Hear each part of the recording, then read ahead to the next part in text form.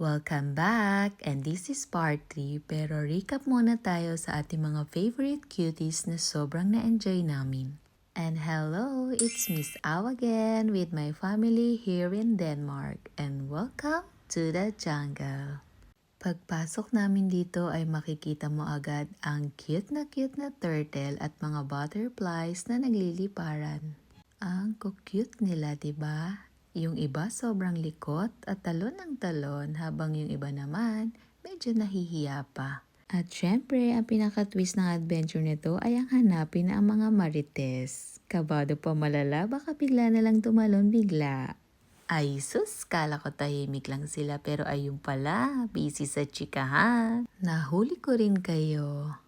Paglabas naman namin parang bigla kaming napunta sa Middle East. May mga camel at merong mga amazing animals na talagang kinamanghan ng mga mata namin at ang wolf na natutulog sa katanghalian.